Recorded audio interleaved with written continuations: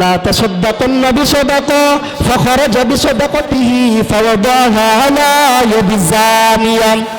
রাতের বেলায় ওই ব্যক্তি সৎকার টাকা নিয়ে আবার ঘর থেকে বের হয়েছে। ঘর থেকে বের হয়ে কিছু দূর যাওয়ার পর একজন মহিলাকে রাস্তার কোণার মধ্যে দাঁড়িয়ে থাকতে দেখলাম। ওই সৎকারী ব্যক্তি মনে করলাম মহিলাটা মনে অসহায়, বড় বিপদের মধ্যে পড়ছে মনে হয়, ঘর বাড়ি নাই। এই ভেবে মহিলার হাতের মধ্যে সৎকার টাকাটা দিয়ে দ্রুত চলে আসছে। সে তো জানে না যে সে একজন পতিতালয় নারী। রাতের মধ্যে আমার ঘরের মধ্যে সে ঘুমিয়ে গেছেন। পরের দিন সকালবেলা আবার লোকজন বলাবলি করতে লাগলো। ফাসবাহু ইয়াতাহাদ্দাসুনা কদ তুসাদ্দিকুল লাইল আলা ইয়াদি জানিয়া। গত রাত্রে যে অমুক ব্যক্তি মহিলাকে সৎকার টাকা দান করেছে, সে তো একজন ব্যভিচারিণী নারী, যে কিনা টাকার বিনিময়ে নিজের সতীত্ব বিক্রি করে।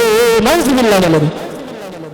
আল্লাহ পাক রব্বুল আলামিন আমাদেরকে পৃথিবীতে পাঠিয়েছেন ইবাদত করার জন্য। আল্লাহ পাক রব্বুল আলামিন সূরা যারিয়াতের 56 নম্বর আয়াত কারিমায় বলেন, ওয়ামা খালাকাতুল জিন্না ওয়াল ইনসা ইল্লা লিয়াবুদুন। আল্লাহ পাক রব্বুল আলামিন কুরআন কারীমের মধ্যে জানিয়ে দিয়েছেন, আমি মানুষ এবং জিনকে পাঠাইলাম ইবাদত করার জন্য। ইবাদত করার জন্য আল্লাহ পাক রব্বুল আলামিন আমাদেরকে পাঠিয়েছেন। ইবাদত ইখলাসের সাথে করা, নিয়ত শুদ্ধ করে করা। আল্লাহ পাক রব্বুল আলামিন নবী করিম সাল্লাল্লাহু আলাইহি ওয়াসাল্লামকে বলেন, কুল ইন্নী উমিরতু আন আ'বুদাল্লাহ মুখলিসান লাহুদ্দীন। নবী আপনি বলেন, আমাকে পৃথিবীর মধ্যে পাঠিয়ে দেওয়া হয়েছে, আমাকে দুনিয়ার মধ্যে পাঠানো হয়েছে, আমি যেন ইখলাসের সাথে দিনকে খালেস করে আল্লাহ তাআলার জন্য ইবাদত করি, এই আদেশ আমাকে দেওয়া হয়েছে। সূরা বাইয়িনাতের মধ্যে আল্লাহ পাক রব্বুল আলামিন বলেন, ওয়ামা আমিরু ইল্লা লিয়াবুদুল্লাহ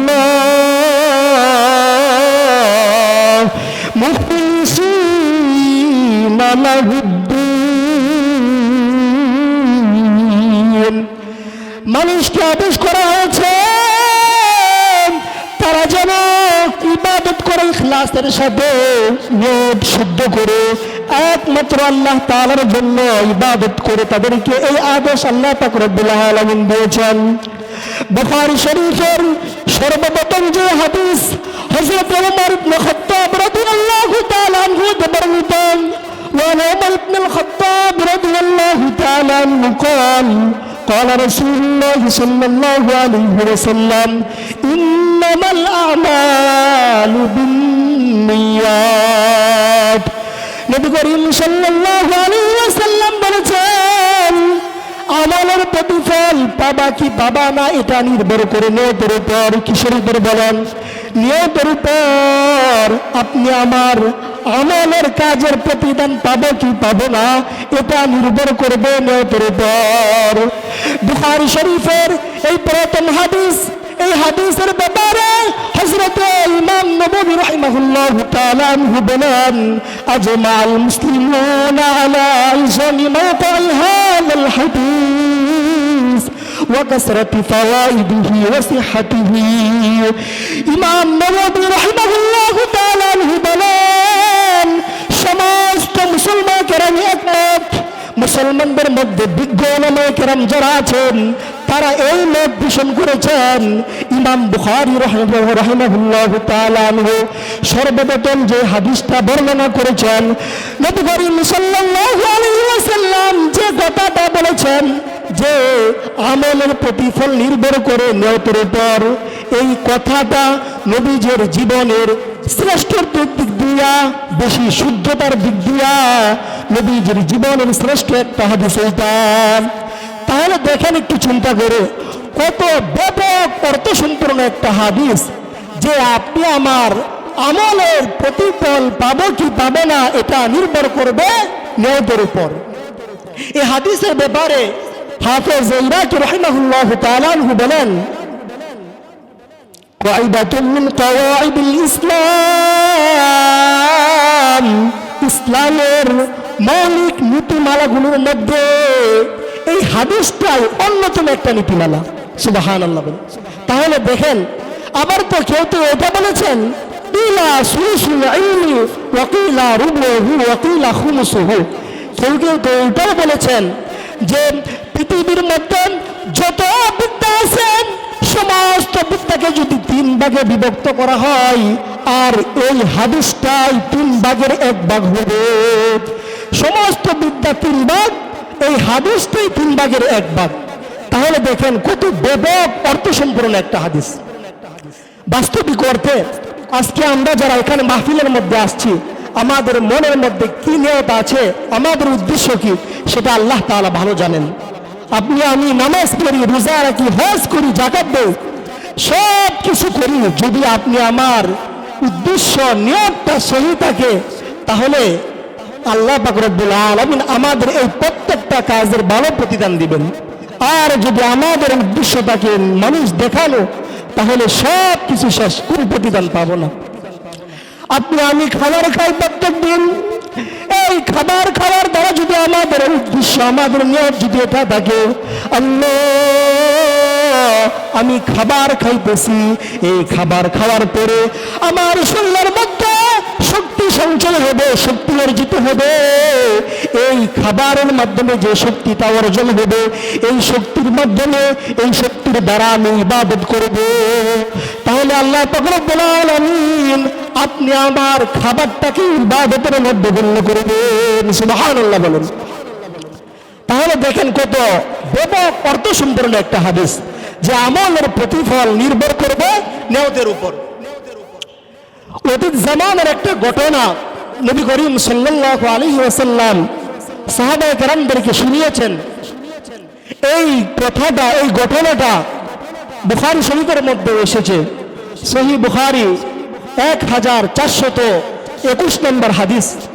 হাদিসের বর্ণনাকারী হযরত আবু হুরায়রা রাদিয়াল্লাহু তাআলা উনি বলেন, নবী করিম সাল্লাল্লাহু আলাইহি ওয়াসাল্লাম সাহাবায়ে কেরামদেরকে অতীত জামানের একটা ঘটনা শুনিয়েছেন। নবী করিম সাল্লাল্লাহু আলাইহি ওয়াসাল্লাম বলেছেন, ও আমার সাহাবায়ে কেরাম, তোমাদের ইতিপূর্বে একটা জামানা অতীত হয়ে গিয়েছে। ওই জামানার এক আল্লাহর বান্দা নিয়ত করেছে সে আল্লাহ তাআলার জন্য সদকা দিবেন, আল্লাহ তাআলার জন্য সদকা দিবে, সদকার টাকা দান করবেন। এই নিয়ত সে করেছে, রাতের বেলা সদকা দিবে। লা তাসাদ্দাকান্না বিসাদাকা, এই সদকার নিয়ত করার পর রাতের বেলা যখন ফাখরাজা বিসাদাকাতিহি ফাওয়াদাহা আলা ইয়াদি সারিক, রাতের বেলা সদকার টাকা নিয়ে যখন ঘর থেকে বের হয়েছে, ঘর থেকে বের হওয়ার পর রাস্তার পাশের মধ্যে গিয়ে দেখে রাস্তার পাশে এক ব্যক্তি দাঁড়িয়ে আছেন। ওই লোকটা মনে করলাম এই লোকটা তো হয়তো রাস্তার মাঝে দাঁড়িয়ে আছে, হয়তো লোকটা অসহায় দরিদ্র। এই ভেবে সৎকারী ব্যক্তি তার সৎকার টাকাটা ওই গরিব লোকের মুখ বেঁধে তার হাতের মধ্যে দিয়ে তাড়াতাড়ি ঘরের মধ্যে চলে আসছে, যখন মানুষ তাকে না দেখে। রাতের বেলা ঘরের মধ্যে আসার পর সে রাতের বেলা ঘুমিয়ে গেছে। সকাল বেলা লোকজন বলাবলি করতে লাগলো, ফাসবাহু ইয়াতাহাদ্দাসুনা কদ সাদ্দাকাল লাইল আলা ইয়াদি সারিক। গত রাত্রে যে ব্যক্তি রাস্তার কোণার মধ্যে দাঁড়িয়ে থাকা ব্যক্তিটাকে সৎকার টাকা দান করেছে, সে তো একজন চোর ছিল, সে চোরকে সৎকার টাকা দান করেছে। এই কথা যখন সত্যকারী ব্যক্তি জানতে পারলেন, উনি বলতেছেন ফাকাল আল্লাহুম্মা লাকাল হামদ, আল্লাহ সমস্ত প্রশংসা আপনার জন্য, আল্লাহ আজকে রাত্রে আমি আবার সদকা করব। রাতের বেলা আবার লা তাসাদদাকুন্না বিসাদাকা ফাখরাজা বিসাদাকাতিহি ফাওয়াদাহা আলা ইয়াদি জানিয়া। রাতের বেলা ওই ব্যক্তি সদকার টাকা নিয়ে আবার ঘর থেকে বের হয়েছে। ঘর থেকে বের হয়ে কিছু দূর যাওয়ার পর একজন মহিলাকে রাস্তার কোণের মধ্যে দাঁড়িয়ে থাকতে দেখলাম। ওই সত্যকারী ব্যক্তি মনে করলাম মহিলাটা মনে অসহায়, বড় বিপদের মধ্যে পড়ছে মনে হয়, ঘর বাড়ি নাই। এই ভেবে মহিলার হাতের মধ্যে সত্তর টাকাটা দিয়ে দ্রুত চলে আসছে। সে তো জানে না যে সে একজন পতিতালয় নারী। রাতের মধ্যে আবার ঘরের মধ্যে সে ঘুমিয়ে গেছে। পরের দিন সকালবেলা আবার লোকজন বলাবলি করতে লাগলো।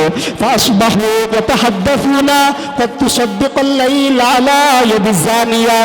গত রাত্রে যে অমুক ব্যক্তি ওই মহিলাকে সত্তর টাকা দান করেছে, সে তো একজন ব্যভিচারিণী নারী, যে কিনা টাকার বিনিময়ে নিজের সতীত্ব বিক্রি করে। নাউজুবিল্লাহ বলেন। তো ব্যক্তির কথা শোনার পর বলতেছে ফাকাল আল্লাহুম্মা লাকাল হামদ। আল্লাহ আমার জানা নাই উনি একজন ব্যভিচারিণী নারী, জিনাকারিণী নারী।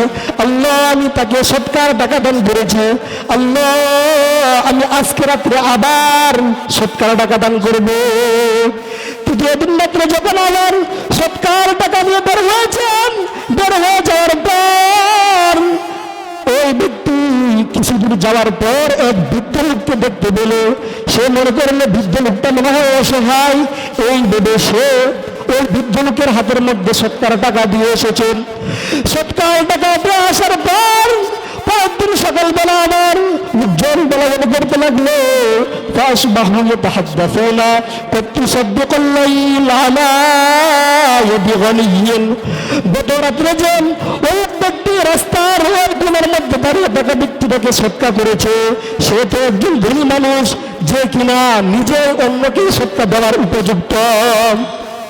ওই লোক যখন 3 দিন সৎকা করলো, আর 3 দিনে এমন এমন লোকদেরকে সৎকা দিয়েছে যাদেরকে সৎকা দিলে কোনো সব হবে না।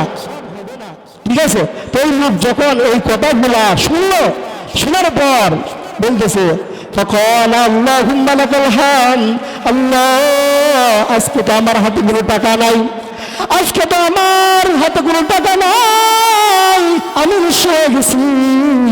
এখন আমি আজকে যদি আমার হাতে আবার টাকা থাকতো আমি কি করতাম? আজকাল সৎকার জন্য নিয়োগ করতাম। বলতেছে আল্লাহ আমি প্রথম দিন সৎকা করেছি একজন চোরকে, দ্বিতীয় দিন সৎকা করেছি আমি একজন ব্যভিচারিণী নারীকে, তৃতীয় দিন সৎকা করেছি আমি একজন ধনী মানুষকে। আল্লাহ আমার তো জানা নাই। এই কথা বলে সে রাতের মধ্যে ঘুমিয়ে গেছেন। রাতে ঘুমিয়ে যাওয়ার পর ওই ব্যক্তি স্বপ্নের মধ্যে দেখতেছে কে যেন এসে বলতেছে, ও আল্লাহর বান্দা তুমি প্রথম দিন সৎকা করেছো একজন চোরকে, তোমার জানা ছিল না সে একজন চোর, কিন্তু তুমি তো সৎকা করেছো আল্লাহ তাআলার জন্য। তুমি আর টাকা সৎকার টাকা পাওয়ার পর ওই ব্যক্তির মধ্যে এমন পরিবর্তন হয়তো আসতে পারে যে সারাটা জীবন অন্যর সম্পদ লুটতরাজ করেছি, চুরি ডাকাতি করে অর্জন করেছে। আজকে এক ব্যক্তি আমার হাতের মধ্যে বিনা চুরিতে আমার হাতের মধ্যে তার সৎকার টাকাটা দিয়ে গেছে। আল্লাহ আজকে থেকে আমি প্রতিজ্ঞা করতেছি, আল্লাহ আজকে থেকে মৃত্যু পর্যন্ত আর কোনোদিন আমি চুরি করব না। সুবহানাল্লাহ বলেন।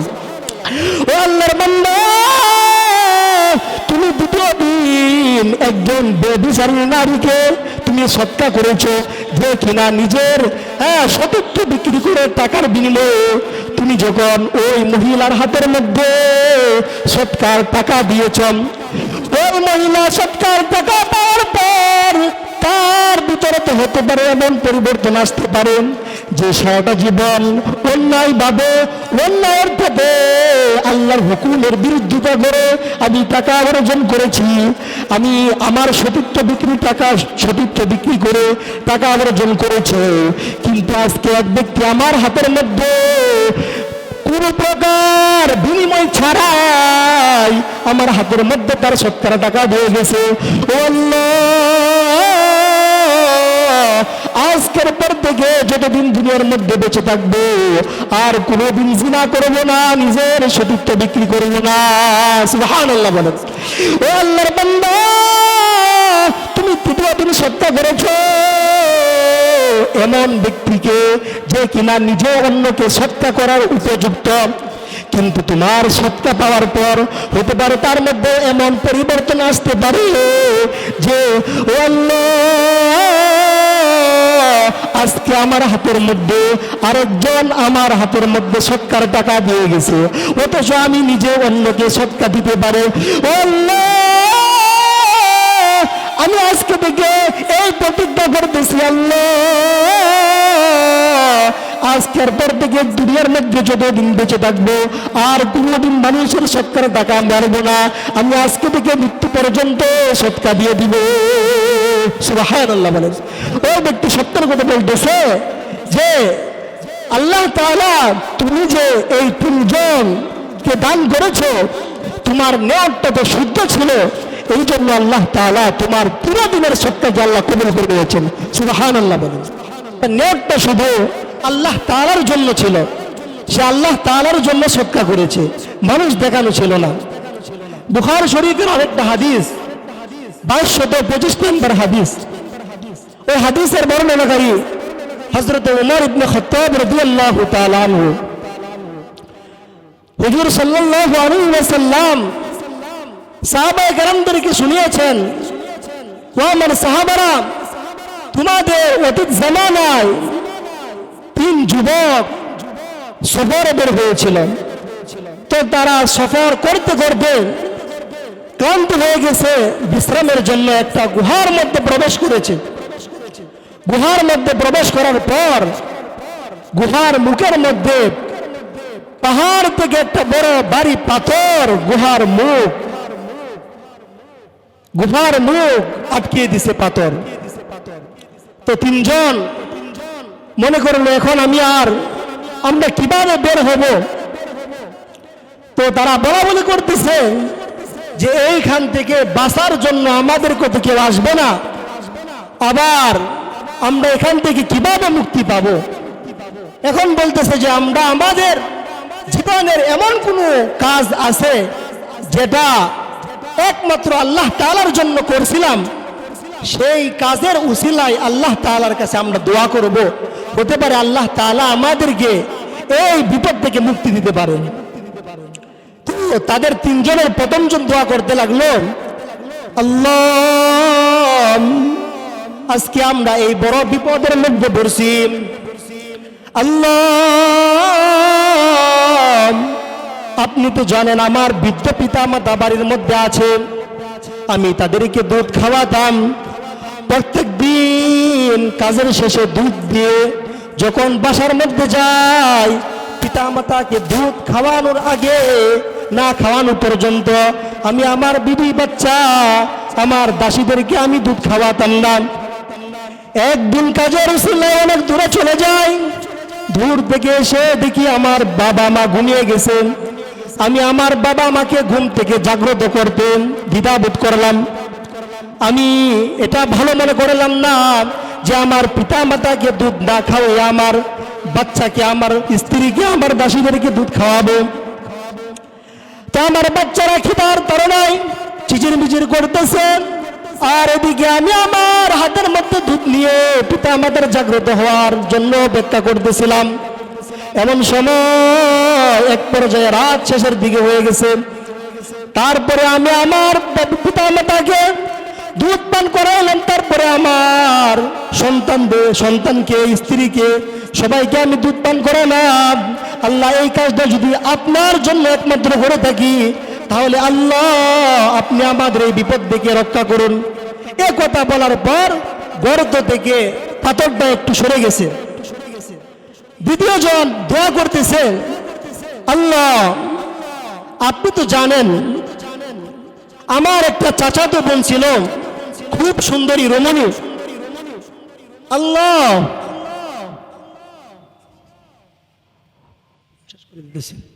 আল্লাহ আমার এই চাচাতো বোন খুব সুন্দরী ছিল, কিন্তু আল্লাহ আমি আমার প্রিয়তমাকে কাছে পাওয়ার জন্য আমি সব সময় অপেক্ষায় থাকতাম, কিন্তু সে আমার সাথে রাজি হতো না।